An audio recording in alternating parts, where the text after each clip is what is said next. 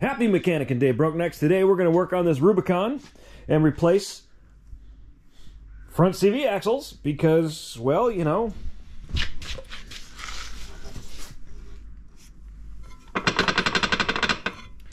and we figure, even though this one's not bad yet, it ain't far behind. So we're going to take out the factory CV axles and put in some aftermarket ones. And let's get started, shall we?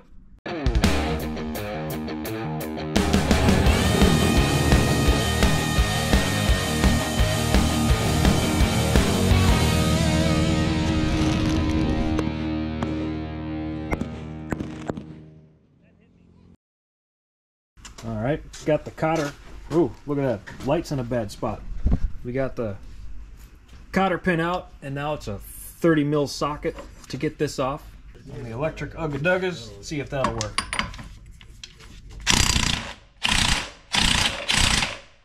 Okay, gonna have to hold it in place.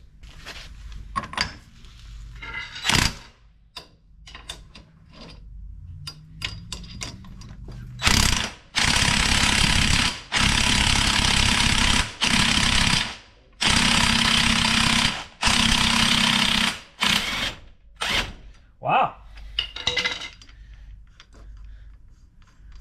She was pretty tight. So now we're going to take this cotter pin out, take the lower ball joint off, pop this up and see if we can, if there's enough room to roll this CV axle out. 17 mil here, same as the, what's in there? Same as lug nuts. She came off pretty easy. Now we'll pop this joint out and see where we're at. All right, boys and girls, here is where we're at. I wrestled with that lower ball joint for a little bit and decided I don't have one to replace it if I mess it up. So we're going to leave the lower ball joint in place.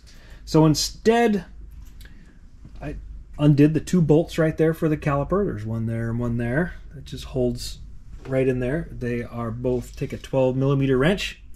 Undo those real quick, and then you can pull off that splined hub. The wheel bearings in there. We're not going to mess with that, but it'll make it easier to slide this CV shaft out. So, figured out a loophole that if we just undo the rear swing arm bolts there, there's one there, 14 mil wrench on each side, one right there, 14 mil wrench on each side.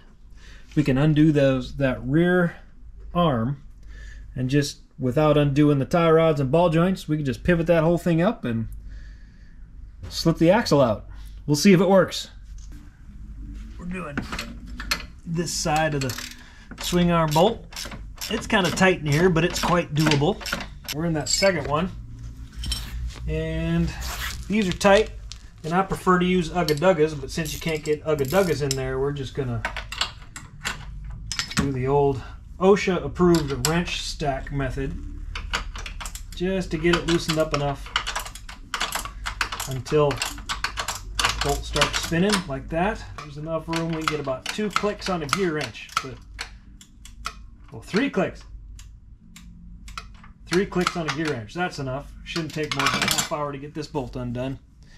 You can see we got both them nuts out of there, so now we'll just wiggle this control arm. We'll find a sweet spot to those pop out. Front one. And I'm terrible about losing nuts and bolts, so we'll just thread that on there like that. I'll do the back one. If you bounce these up and down, a lot of time they just weasel right out. Okay. If we can get this swing arm out around all this plastic hobbledygook here. Oh, the other thing I did, I took the shock out because, shockingly enough, it was in the way. All right, so let's weasel this swing arm out. Oh my gosh, this wasn't even difficult. No weaseling at all. Okay, well, looks like this CV shaft's gonna come out in pieces. Here we go. Let's pull out the bad piece. With your bar.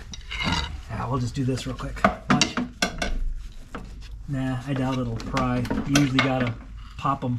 So here, hold on a second. What I'm gonna do is I'm gonna get a bungee strap this thing up out of the way, and then we'll give her a good old-fashioned yank. Got some bungees to hold this up, and we should just be able to pop like that. I don't care, so. Well, assembly is opposite disassembly. So let's figure out which one's which and put them in. Brand new axle, right axle, left axle. I suppose the axles are different, at least that's what the Honda guy said. I don't know. And we've got these from the Honda dealer since you can't get OEM Honda stuff at the moment. I don't know anything about quad boss axles, never used these before. Suppose we'll find out. I'm sure they'll be just fine, right? I suppose before I try and stab this other end in, we'll take this off. Ow! Sharpies, Sharpie thingies. Line everything up here.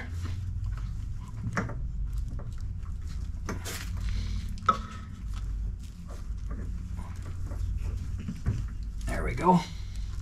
Well, once I was sure I got the splines lined up back here, I got everything out of the way, got this a little bit of an angle, gave it a smack with a rubber mallet, and it popped right into place really, really easy. So now we're going to do the hard part of trying to stab this end.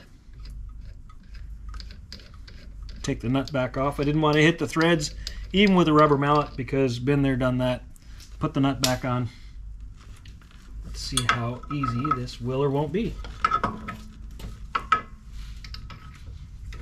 I'd comment, but it's not appropriate. Well, heck, that was just really too easy. Something else is going to go horribly wrong if it's actually this easy.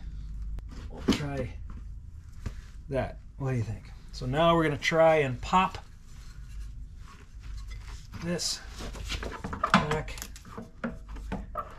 in to place like that. Man, this was too easy. Put this back on. Slides right in. Take these bolts out. Slip this caliper into place. I did use this time to inspect the brake pads, and they are brake pads. That's it. Put the shock back in, tighten all our stuff down to the proper torque, and man, that's definite loophole. Good cheat code. Okay, let's button her back down.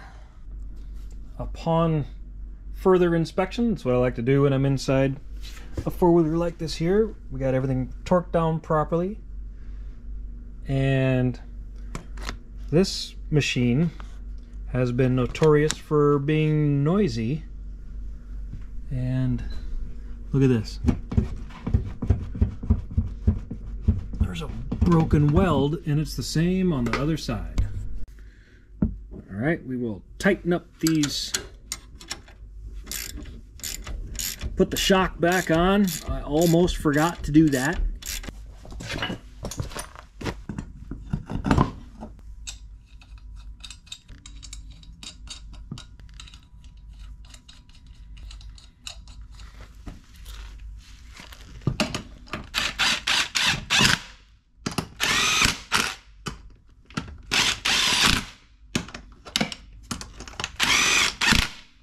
Once it's on the ground, we'll torque it, but pretty much that's it. We found the nice, easy loophole for swapping out a CV axle on a Rubicon. Sweet!